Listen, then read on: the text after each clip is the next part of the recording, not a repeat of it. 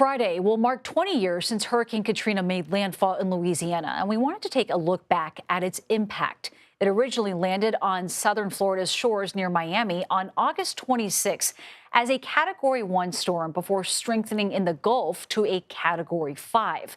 Katrina made landfall slightly south of New Orleans 3 days later as a Category 3. It then moved north through Louisiana to Mississippi before eventually downgrading to a tropical storm. Now, still, there were storm impacts across the South. 20 tornadoes hit Georgia. Alabama also experienced severe flooding. It killed nearly 1,400 people across the impacted states, according to the National Weather Service. About 37% of those deaths were directly caused by the storm, and the rest, they were indirect deaths, such as heart attacks in the aftermath, or the cause of death could not be concretely determined. Hurricane Katrina also destroyed an estimated 300,000 homes, leaving behind 118 million cubic yards of debris from all the homes, all the businesses, all the parks that were destroyed. That is the equivalent of more than 36,000 Olympic swimming pools. Now, overall, adjusted for inflation, Katrina is estimated to have caused more than $200 billion in damage. $200 billion. That makes it by far the costliest hurricane to hit the United States. And there were also national economic ripple effects because of the Gulf's crucial role in fuel production. 19% of total U.S. oil production and 24% of natural gas supplies were impacted by Katrina. That's according to Louisiana State University. Major ports along the Gulf also were closed for up to a year, causing companies like Chiquita to reroute shipments. And for more on all this, let's bring in retired Lieutenant General Russel Honoré. He led the military response to Hurricane Katrina in 2005. Lieutenant General, thank you so much for being with us today.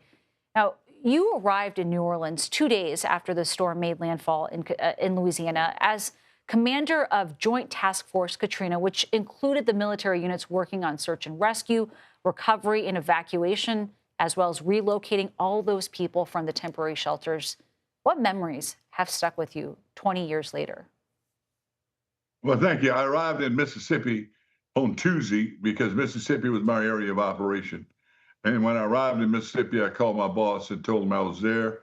And about an hour later, he called me and said, "Get to New Orleans. You're the Joint Task Force Katrina commander." What come to mind is flying the Mississippi coast and seeing subdivisions destroyed, and the only thing left were foundations for homes, then flying into New Orleans and flying over the port of New Orleans and seeing all the homes. All you could see was the roofs, and at the port of New Orleans, a lot of heavy equipment that was destined to be shipped overseas was underwater. You just could see the top. Then flying into the Superdome in that helicopter, looking at this site you're looking at right now, with thousands of people watching that helicopter land, and landed at the Superdome at 9:47 on Wednesday morning. And Lieutenant General, a lot was made at the time and since about the federal response to Katrina. What issues did you yourself encounter at the time?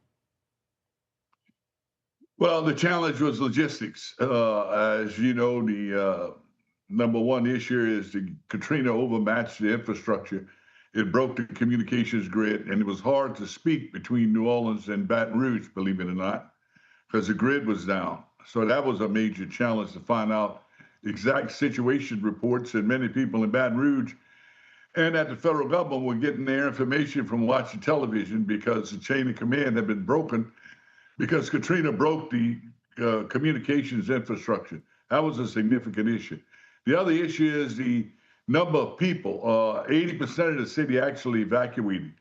The 20% that didn't evacuate, many of them ended up at the Superdome, the convention center, and on the interstate highway. And by the time I got there Wednesday, many of them were still on roofs.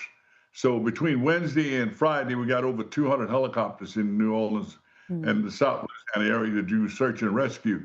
But this ended up being a major evacuation operation, a logistics issue, which was distracted by many political news, inspired news that this was a looting problem and not an evacuation problem. And that was a major distraction. Now, Lieutenant General, I want to fast forward to today. More than 180 FEMA employees just published a letter warning that the current direction on all the cuts to this agency responsible could risk a hurricane Katrina level disaster. What is your response to that? And what do you think needs to be done with FEMA to make the agency the most effective it could be? Well, number one, the Doge cuts took about a third of the people out of FEMA, and that is concerning. That's the people we had last year that were fully trained and to operate and be able to do preparedness, response, and recovery. They're no longer there. And we've also lost a major part of our meteorology service that give us early warning, which is key to preparedness, which is key to evacuation. I'm concerned because we started off this notion about 200 days ago of eliminating FEMA on the eve of hurricane season. I think the 4th of July event in Texas convinced the White House they needed to steady FEMA, get it back into what it normally does, and that is preparedness. When we saw the hurricane come last week, we did see FEMA do some pre-preparedness and pre-position generators and some of the search and rescue team. So I think they've found their way, but I recommend to the president, don't destroy FEMA, fix it. FEMA has major issues when it comes to recovery, getting people back in their home. Get that fixed and get FEMA the hell out of DHS. It's being abused in DHS by the DHS secretary who's taking money from FEMA to build Allegheny Alley Detention Center. And DHS has directed FEMA to find FEMA workers to go work on detention. And if they refuse to go work on detention, they'll be fired.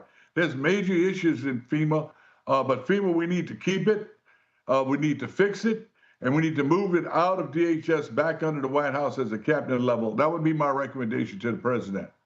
Lieutenant General Russel Honoré, thank you for your time. God bless America. Be safe. Be prepared to evacuate.